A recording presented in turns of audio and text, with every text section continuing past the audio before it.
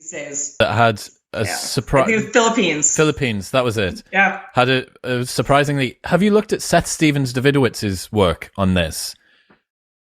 He did Everybody Lies. So he's a data scientist. He's a data scientist, and you should absolutely check it out. It's fascinating. And he found out that there is the highest proportion of breastfeeding porn in the world is in India, and it is insane how much more there is. It's like a factor of 20 or something. Yeah, that's not that common in like American porn consumption at all. So, I mean, I think that is really interesting because, again, you always are wondering, okay, what is it that shapes it? Because, I mean, happening in India. Also, I mean, I don't know. I don't even want to speculate about that. I mean, I've also seen interesting stories about women in India breastfeeding animals too. It's much more common there to see that if a small animal is orphaned, I've seen, not in their porn, just in general, right? Yes. I mean, that they will breastfeed, calves that, are rejected by the mother or lose the mother, which is also interesting, right? That you would, but I mean, many people in India actually sort of, have sacred views about cows. So they're almost human, perhaps. Interesting. Right. There's something there's definitely something going on with the breasts in India. Here's another thing. Did you recently do a study about reactions to jizz on the face porn stimuli? I did do a study on that. In fact, I actually have just completed a follow-up study as well. So it's all about cum shots these days. What's all about cum shots? Is your life all about cum shots? I don't know that my life is all about cum shots. I mean, but certainly lately it has seemed to be the topic of conversation. If you tell somebody you're doing that, that's what they want to hear about. Okay. I want to hear about it. Please tell me everything. Sure. I mean, part of the reason for being interested in it is because for a long time, there has been, I think, a lot of claims about the nature of pornography, that it's about degrading women, it has all these negative connotations, right? And there are a bunch of different researchers who've assessed this in different kinds of ways. But one sort of theme that has run through things is the idea that an external ejaculation that is deposited on the face is seen as being degrading or seen in a negative light. And there's a number of ways that you could actually think about that. And a number of years ago, I read a chapter in a book that made me really think about this. And the chapter had a line in it about how what makes coming on somebody's body degrading and coming inside them sacred. And that made me think, okay, that's not necessarily a bad point. Why do we have such a focus on it as being a negative thing? And what does it really mean that it is so ubiquitous in pornography, that it's really difficult to find pornography, in fact, where you won't see a scene like that somewhere in the film?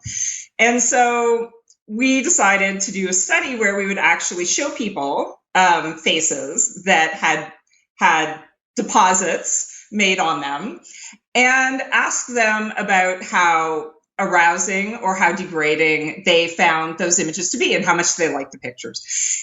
And we actually had subjects, not our own students, because our own students can be fragile, but we recruited adults from the general population to do this. And so we had people look at faces that we varied, right? So some of them they all looked at the same faces, but they either looked at faces that were male faces or female faces, right?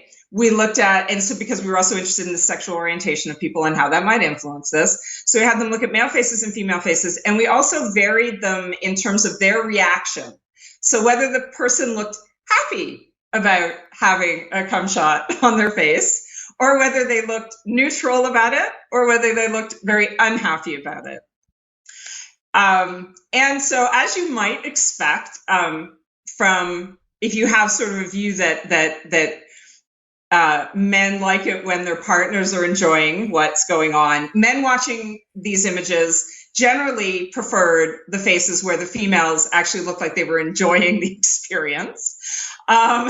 whether they were male or female faces that they were looking at. There definitely is also an effect of the preferred sex. So for men, straight men don't really like looking at pictures of other men with ejaculate on their face. They were not so happy with those. They were their least preferred photo for them was the one with guys that had cum on their face. But homosexual men, actually, that was their favorite photo of them. Not surprising, right? For women, it was actually interesting. Women in general didn't like the images as much. But for the women, if you looked at them across their sexual orientation, bisexual women actually liked the images a little bit more than either heterosexual or lesbian women, which was also kind of interesting and might actually have more to say about what shapes bisexuality than anything else. Perhaps some sort of openness to experience type thing, maybe. Exactly, that it might be a sort of general interest in sex. And a more sort of sexual exploration kind of thing that's influencing that. And that's why they had those views. When you looked at the men, it was much more linear in terms of the relationship, in terms of like, okay, so gay guys' preferences were here and straight guys were like, oh my God. The women, it was actually looked like a little top hat. So it was a little bit of a different kind of picture. So and we were interested in other things too, like whether disgust sensitivity would play a role. If people are really worried about pathogens, maybe they would be less likely to like such images. And it did have an effect. In general, people who are very high on pathogen avoidance are not as keen on bodily fluids, especially near the face. And we also found a few other things that mattered, including sociosexuality, which shouldn't be surprising. In general, people who are more permissive in their sexual attitudes or more interested in short-term mating also enjoyed the images more. So for the most part, we found the sorts of things that we were kind of hoping to find in terms of the results, at least in terms of going back to that idea about what makes it disgusting or degrading versus sacred. It seems like somebody enjoying it makes it a positive experience, right, for the person. That was the biggest effect. Like if you partialed out what was the factor that had the biggest impact, it was whether she liked it and what the sexual orientation was in terms of matching to the person that was the recipient. What do you think is the difference between something inside and something on the face? We really don't want people to... Well, I mean, I think there's good reasons for why in porn you put things outside, even though they started inside. It largely because it's a real visual, obvious sign. Like, you know for sure the guy came because it's all over her face. If he comes inside her, unless you're doing a close-up shot of, some of it dribbling out, you're not really getting the same, proof of ejaculation, I suppose. So I think that could have something to do with why it's so ubiquitous. I mean, why it's on the face, I think there's probably a couple different things, including that men like to look at women's faces. Shocker, I know, but men do like to look at women's faces. And also the face shows that it's an individual woman, like a different woman. And so if men are often attracted to novel women or a variety of women, faces convey information about differences between different women, right? And that may also be appealing. Like think about porn and seeing lots of different women being extra arousing as compared to just one woman that you might get used to. So kind of like the Coolidge effect. Yes. I had Louise Perry on the show needing a ravisher, stuff like that. Sure. How do you blend those two together? Are they mutually incompatible? Well, I mean, I think some of the sexual stereotypes that are involved in that sort of thing, like the idea that women are always submissive. I mean, people who bought into that clearly didn't interact that much with women, because even when women are submissive, they're often running the show. So it doesn't really, translate, again, very much into the concreteness of things. But I mean, to the extent about them. Yeah, that makes me think of girls at concerts, or other kinds of events, but in particular concerts, screaming and then lifting up their shirts, right? It very much is the look at me aspect of it, right? I mean, I think that is part of it. It's like, it's somebody they find ideal, in whatever way. I'm over here. I'm over here. Yeah, you can hear me. You can see me. Look Yes. at these. Yeah, exactly.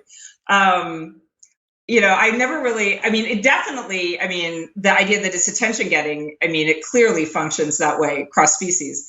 But the idea that one does it to draw attention to yourself when it's somebody that you find sexually appealing also seems to make a lot of sense. And I don't think it's just exclusive to things like that. I remember going to pro wrestling events back in like the 90s, the 80s and 90s. And in particular in that late 90s Attitude Era, I remember they used to show a lot more stuff on television back then too, because, then the censors got really fussy about things again. There were a lot of women who would pull their shirts up and have written on their breasts the logo or the nickname or the initials of the guy that they liked that was the wrestler. And they'd be there screaming with their hands above their head and their shirt half covering their face in some cases. It was a simpler time. It was a simpler time, wasn't it? Yeah. Where you could get your breasts out on television and no one would say otherwise. And nobody thought it was weird. Well, yeah. I don't know. Probably some people thought it was weird. Yes. But it was definitely a different time. Catherine Salmon, ladies and gentlemen, if people want to keep up to date with the things that you do, where should they go? Well, they could go to my university website, universityofredlands.edu, and find me there. And I also, if they're inclined to hunt down academic papers, ResearchGate is the best way. They can also email me at Catherine_Salmon.redland or at redlands.edu, and I'm happy to respond to interested questions. Catherine, I appreciate you. Thank you. Thanks very much. What's happening, people? Thank you very much for tuning in. If you enjoyed that episode,